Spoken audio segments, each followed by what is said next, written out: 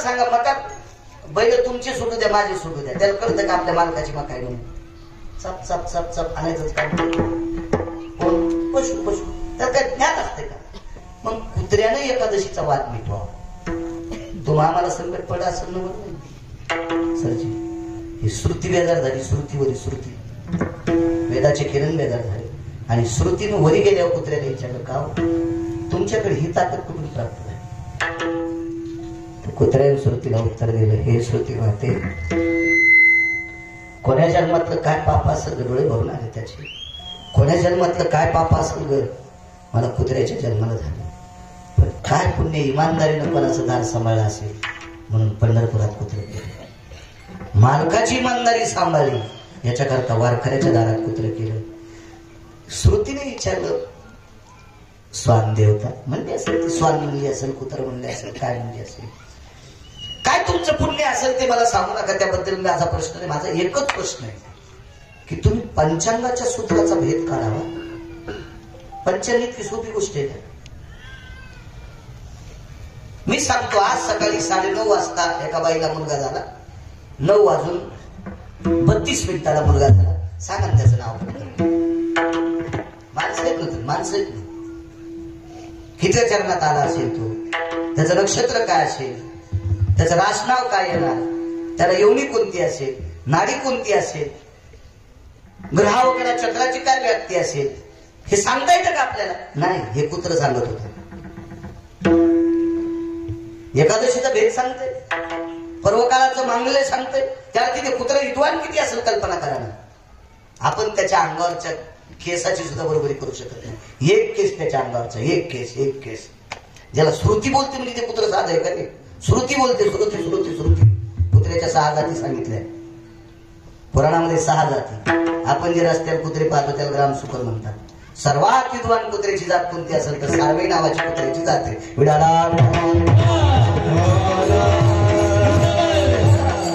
आता इतके केलेले कुत्रे हे या 6 मध्ये मोजायचे.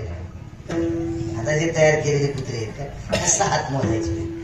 हे काय तयार केलेले कुत्रे आहेत. विमानात पण जाते. हो, माझ्या शेजारी एक विमानात बाई बसली होती. योगाला विमानानं जायचं. मी काय तिला गेलो नव्हतो, मलेशियाला नव्हतो. नंतर इस्कित म्हणून आता सांगायचं द्वारकेला गेलतो विमान. त्या बाईच्या पोटावर अशी पिशवी, तिच्या पोटावर ते कुत्र पसकन शिकारी. त्याला तिने टिश्यू पेपर काढा आणि त्याचं नाक पुसलं. नशिबान कुत्र का नाक पुसणार? कुत्र नाही त्याने. काय काय विमानात बसले म्हणजे ते नशिबान असते. एकदा आम्ही तिरुपतीला चाललो. तिरुपतीला चालल्यावर 300 म्हणून 200 होते. एकूण 2 माणसं, एकूण 300. मला ते खिडकीच्या तोंडाला शीट भेटलं. त्याच्यातून काही हवा किंवा काही येत नसती वाटत. येत नाही म्हणजे मला आलेली नाही, त्याच्यामुळे तुम्हाला तिथेच तास. तर मग ते खिडकीच्या तोंडाला आलीकून 2 जण बसले. त्याच्यात एक बाई होती आणि एक माणूस होता. चेहऱ्यावर लक्षात आले बाई असं नाही. कपडे दोघांना सारखेच होते. मिशा त्याला नव्हत्या तिला तर नसत्यातच. त्याने पेरू काढला. माणसं लय असं एखाद्या चांगल्या उपभोगात गेले आणि विद्वान असतील असं नसतं. पेरू काढायच्यानंतर पिशूला विमानात काही चाकू काही नसते. पेरू काढायला आता हात त्यांच्या ते खाती की घालत ना, हाती की बांधलं लगेच कळाले नाही. बऱ्याच लोक असते याने त्या काशा काढल्या नाही, जेवारीला हात लावला नाही, कधी इळा हातात घेतला नाही, कधी कुऱ्हाड हातात घेतला नाही, काहीच नाही. कारखान्यातले मुंगळे होते, साखरेच्या पोत्यात नाही, कारखान्यातले. ते लगेच कळत ते. म्हणून आता हे पेरू कसा खातील बघा. ती बाईन दाबा होतं, तिचे नाजू खातं, यानं दाबा होतं. ते तसंच ममुड्या होता. त्याला काही असं एवढं ज्ञान नव्हतं, असं काही झटकट नव्हतं. नाही त्याचे दोन्ही आता असे कर दाबले असते, त्याचे टिपरे मॉडेल मनगट मोठे असते. पैशावर असं माझ्यासारख्या 10 लोकांनी इतर केलं असे पैसे हे कळला दिकान लक्षात आलं. तिने पेरू काढा आणि त्याच्या हातात दिलं. मला वाटलं बाई चांगली हो, नवऱ्याला खाल द्यायला. पण नवऱ्याकडे पुसायला द्यायला. असा नवऱ्याकडे पुसायला द्यायला म्हणून तिच्याकडे घे ग. बरं तू नंतर घेतो का? बायको म्हणा काय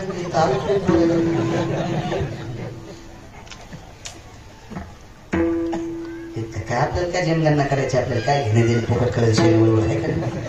मग तिने ते पेरू असा खाल्ला. नाजूक दात तिचे ते इतकं वर्णन करायला तुम्ही पुन्हा म्हणतात कॅमेरा लावून पाहिलं होतं काय तुम्ही अशी इतकून बी पुन्हा पुन्हा असे बोलताना घालणार तुम्ही काय तुम्ही म्हणजे आग्या मावळाच्या माशा ज्यानं झुपून आणलं त्याला कांदा काढू याचं रस्त्यात गदावर भेटत त्याला कसायचं माणसं कशी तिला असं हळूच कोणतं पेरू खाल्ला हे विवेक हिरे तू पण खा मला वाटलं आता तिने इथं खाल्ला म्हणलं विवेकनं असा फिरवा आणि खालून पडावा पण विवेकनं दादा इतकी पण जागा नाही बदलली त्याच जागेवर टोका मला वाटतं त्या जागेवर चव जास्त असेल ना तिथं बायकोची दात लागली आमच्या बाजूला काही माणसं होती सोबतची तयार म्हणलं असं हात खुनीलं लगेच ती बाई म्हणली प्लीज सायलेंट प्लीज ते काय इंग्रजी त्याला काय कळलं गेलं काय कळत त्याला आहे का नाही संचार बोलतो काय म्हणजे ही माणसं गडे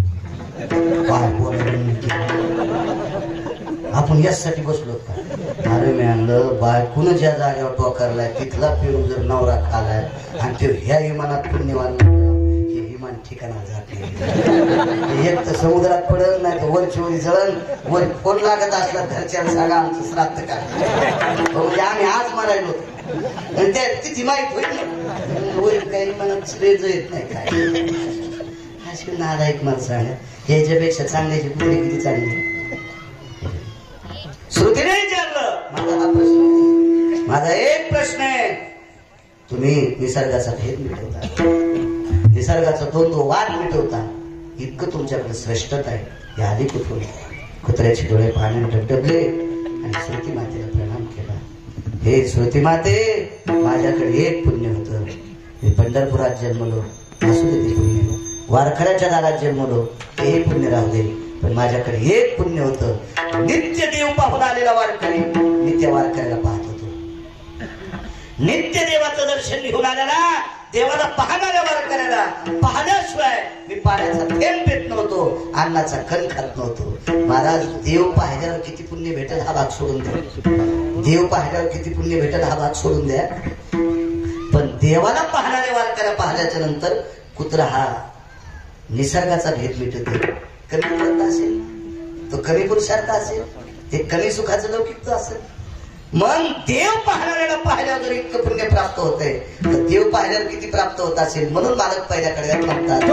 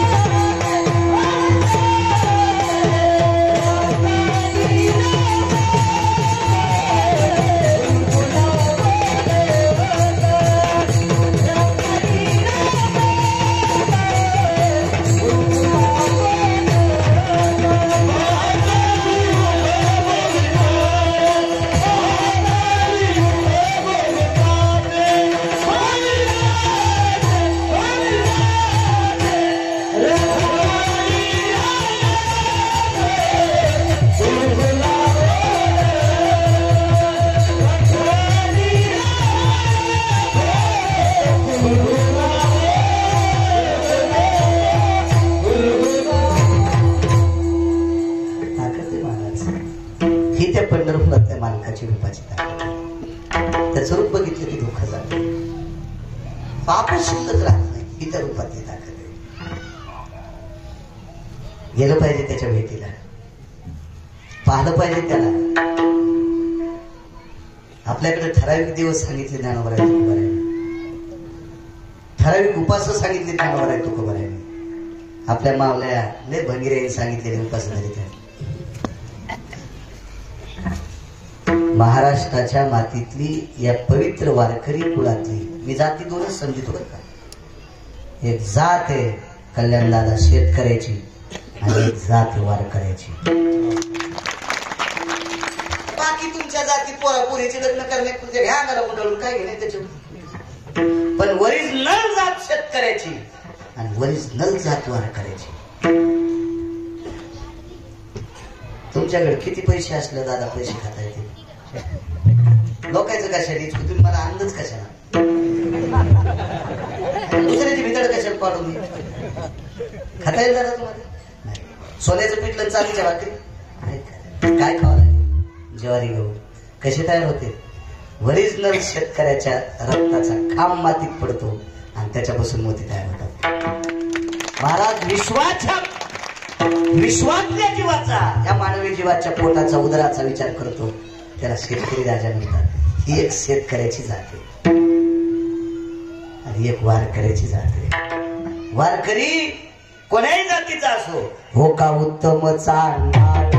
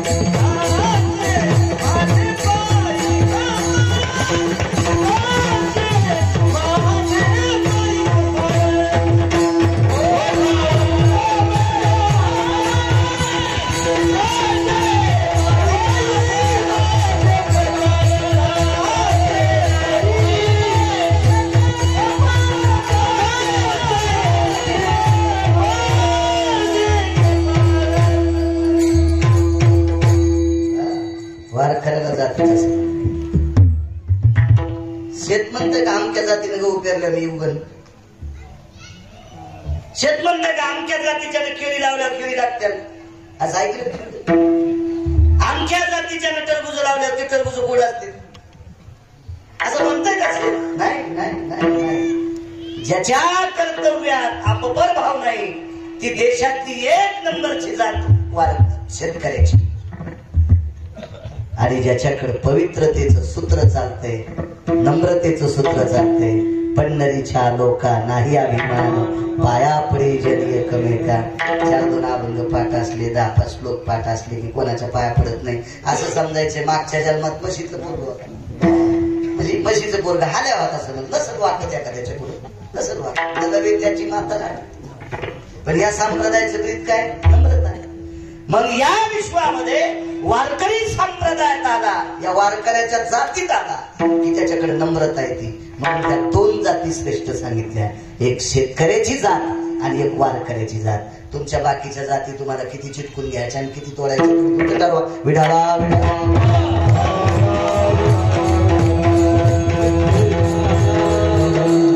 एखादा म्हणेल बाळू महाराज तुम्हाला बाकीच्या जाती आवडत नाहीत का. आवडतात पण शंका एका गोष्टीची या भारत देशात अशी एक बी जात नाही की त्या जातीत लोक दारू घेत नाहीत. प्रत्येक जातीत लोक नाराय घेत नाही आणि प्रत्येक जातीत लोक चांगले. म्हणून कोणाला चांगला आणि वाईट म्हणण्याचा आपल्याला अधिकार नाही. पण एखाद्याला जर चांगलं म्हणत तो म्हणते महाराज तुम्हाला माहिती आहे का तितकं बघे. पण शेतकऱ्याला आणि वारकऱ्याला वाईट म्हणणार आहे कोणाची मायवेली येम त्याला इतका हानील की त्याची इंचभर जागा ठेवणार नाही लाल करायची. इंचभर जागा या 2 अधिकारी जाते. रूपातली ताकद सांगतो परम पावन रूप ते फार श्रेष्ठ. विश्वात एक इतका सुंदर व्यक्ती की त्याच्या सौंदर्याला आग लागो. फार सुंदर होता फार दिसायला सुंदर. आपण कोणालाही सुंदर म्हणतो. नाकी डोळे असल्या की ते सुंदर आहे. गोरा पाणी ते सुंदर. तो तम काय तो असा आहे तो तम काय सुंदर आहे. असू दिन किती बी सुंदर 7-8 दिवस बनेल नाही होती की वाह त्याला त्याच्या जवळ तरी बस वाटेल का त्याला. 7-8 दिवस त्यानं बनेल तीच घालावं आणि त्याच्या बाजूला आपण सोप्यावर बसवून आपल्याला गावरान तुपातले गुलाबजामुन. माणूस काही नाटक करून बाहेर जाईल पण त्याच्याजवळ बसायचं. आणि नंबर 1चा सुंदर म्हणले काय त्याचं सुंदरपणा दुर्गंधीचं कोणतं सुंदर कोणाला म्हणत असतात. कोण असतो सुंदर कोण. महाराज दृश्यायाम चक्रे शुभे स्थिता यदि चक्रा परिभेदाया सौख्य आराशित राशी स्थिता सौख्याम स्थिती जायते नैवम गिरगाव कुठली की म्हणलाय महाराज कशात सांगत असतील नाही तुरीच्या पाट्यातलं तू वाची जाईल सुमळ्या तू कशाला लोकांचे कपडे धुतू जे लोकांचं इचकायचं ज्यांनी नाद लागला त्याला बायकोची परकर भाषी येत असते विडादा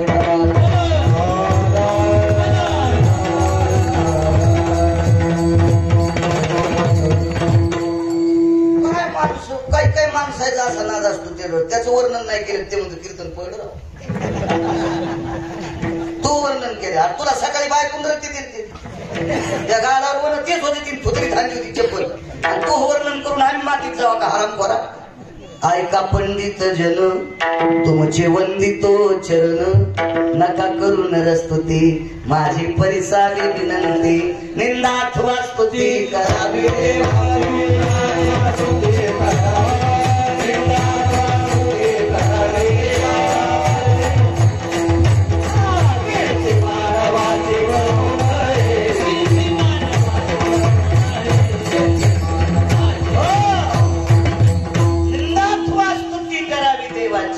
मानवाची अनेकाची स्तुती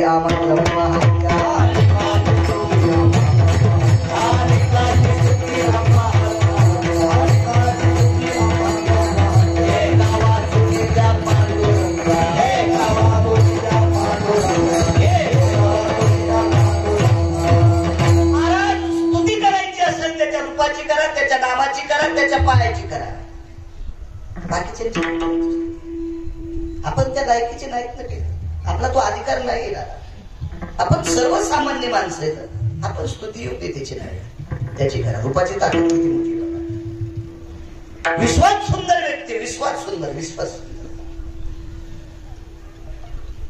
सौंदर्य कशाने टिकते माहिती तुम्हाला कर्तव्याने ज्याचा कर्तव्यांक पुढे त्याचं सौंदर्य टिकत असते त्याचं सौंदर्य टिकत असते तुम्हाला जर एखादी योजना पास करायची असेल तर सही कलेक्टरची लागते नाही लागते नंबर 1 चा माणूस सुंदर आहे त्याला फिल्मी सृष्टीत अधिग्रहण म्हणजे त्याला हे केलं आमंत्रित केलं फिल्मी सृष्टीत हा म्हणजे तुझ्यासारखा रोज कोण नाही त्याची सही घेतली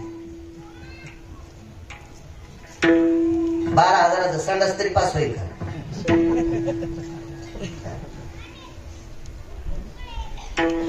आणि कलेक्टर दिसायला भोंगडीवाणी गोरा पान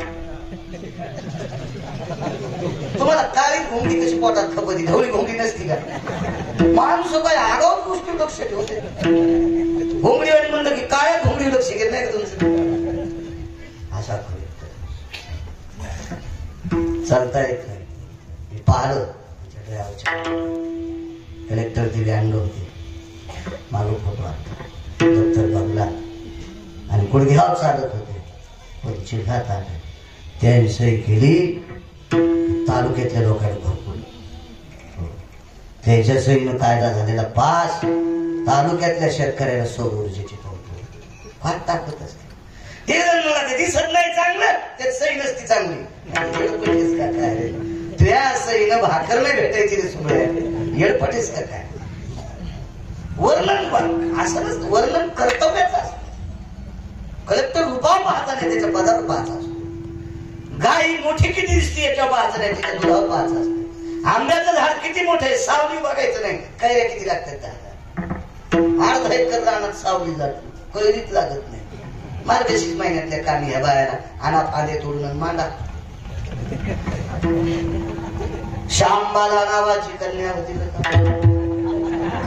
भद्रश्रवा नावाचा राजा होता आणि काय राज्य मातीत गेलं बरं का आणि काय बापाच्या घरून मिठाची कळशी आणली बरं का एक मिठाचा खडा सैन्याच्या हातात दिला बरं का आणि काय त्या सैन्याला मीठ खाल्ल्यावर ताकद आली बरं का फळा पुढचं सैन्य मारलं बरं का शांबाला नावाची कन्या होती बरं का सुमळ्या मिठानं जर सैन्य मेला असतं सुमळ्या तर आपल्या देशातल्या जवानाला मीठ दिलं असतं ना, पुते पुते खाला रे, बचत भर मीठ खा.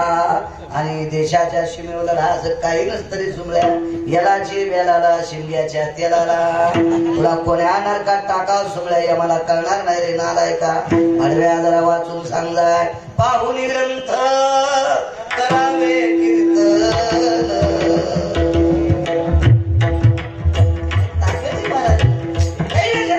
असं कुठं असतं का तिथं, मग ते आम्ही त्याच काढलं. मंदिर किती चांगलं पाषाणाचं, त्याच्यापेक्षा मध्ये मूर्ती सांगा. आपल्याकडे कर्तव्याचा सुगंध असतो, आपल्या कर्तव्याचं सौंदर्य असते. हो, महाराज कीर्तन करत होते, प्रसंग चालू होता, अभंगात पुरावा आला. पण त्या प्रसंगाला, प्रसंग कोण्या रसात चालू आहे, त्या रसात जर प्रमाण म्हणत असताना तसा जर स्वर लावला तर बाकीचे लोक त्याच्या रूपाकडे पाहत नाही, त्याच्या त्या आवाजाकडे पाहतात. त्याच्या आवाजाच्या दर्जावून त्याचं रूप ठरले जाते. पण स्वरही तसा लावा लागेल ना. राम वनवासाला चालले आणि चाल लावली, कसा मला टाकून गेला. कसे बरोबर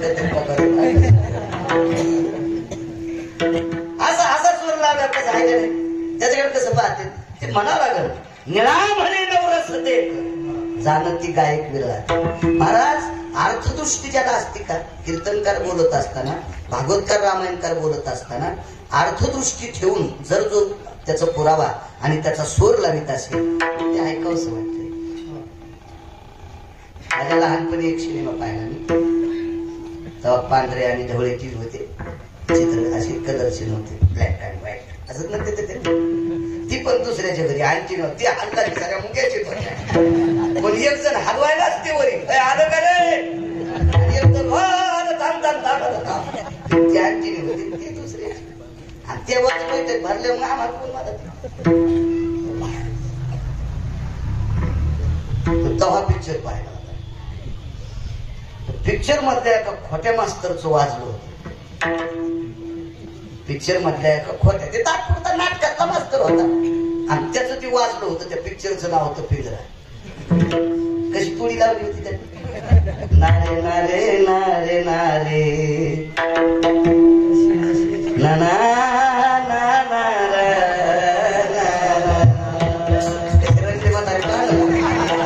हा, जसा पिंजरा पिक्चर यायच्या आजच काढला होता.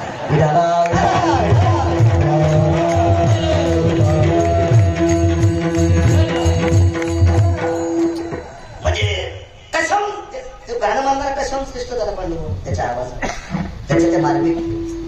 दादा सौंदर्य आपल्या कर्तव्यावर होत असत. आपण किती गोड वागतो. महाराज विटेवरच्या मालकाचं वागणं नाही बोलेल. काय काय काय त्याचं वागणं काय वाग, त्याचा दर्जा काय. महाराज या झाडाचं पान त्याच्या सत्तेशिवाय हलत नाही. राहिली अंता मग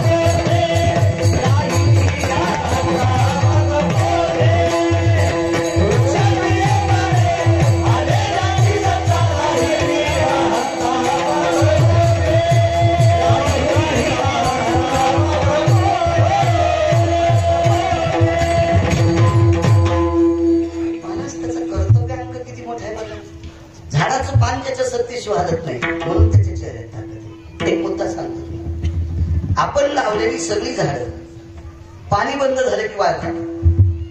मग गव्हाचं झाड असेल, कापसाचं झाड असेल, सोयाबीनचं झाड असेल, ऊसाचं झाड असेल, मोसंबीचं झाड असेल, संत्र्याचं झाड असेल, द्राक्षाचं झाड असेल, काय वगैरे वगैरे वगैरे जे काय आपले असतील ते कोणती झाड आपण लावलेली.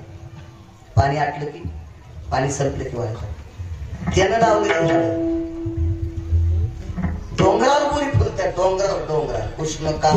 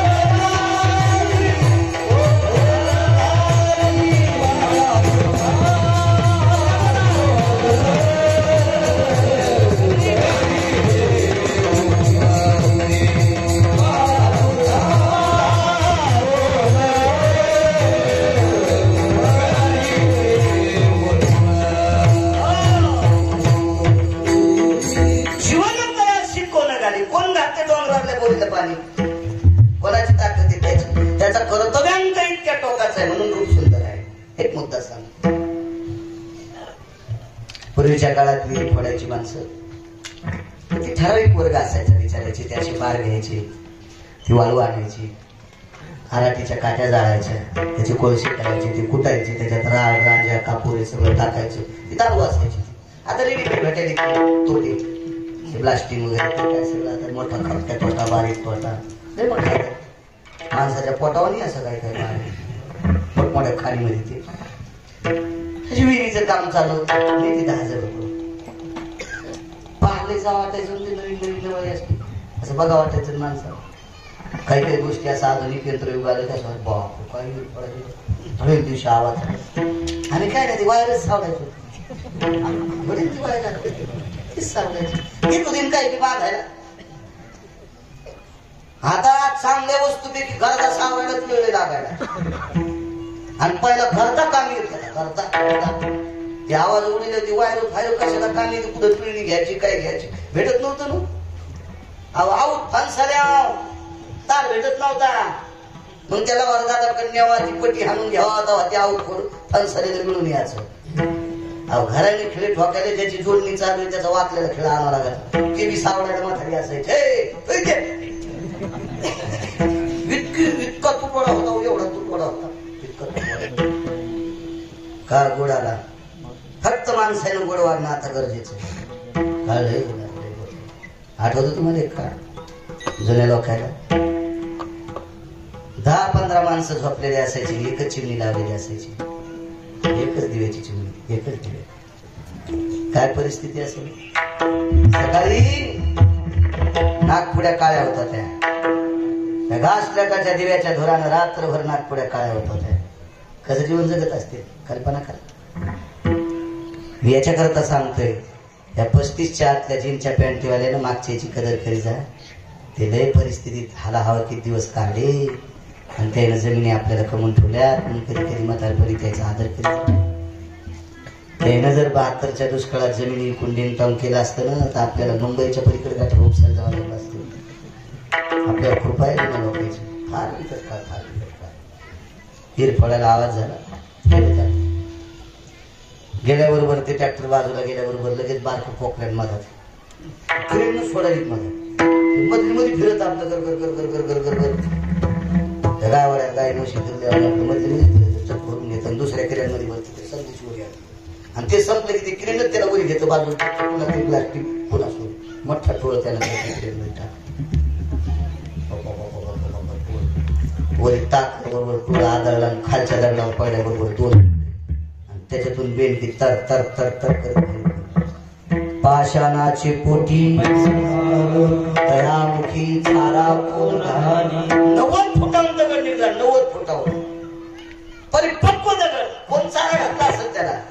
पंढरपुरातल्या मालकाने 90 फुटावरच्या जीवाची दखल घेतोय. त्याचं कर्तव्यांक किती मोठा असेल. म्हणून त्याचं रूप पाहण्याच्या नंतर पाहता श्रीमुख सुखावते सुख ढोलियाची भूक.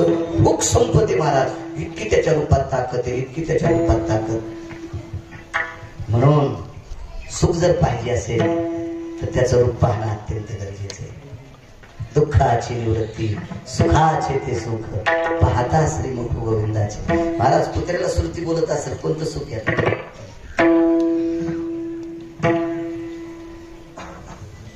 संध्याकाळी कीर्तन असावं. कोणी पायी पायी चालणारे लोक जवळच्या खेड्याचे येत असते.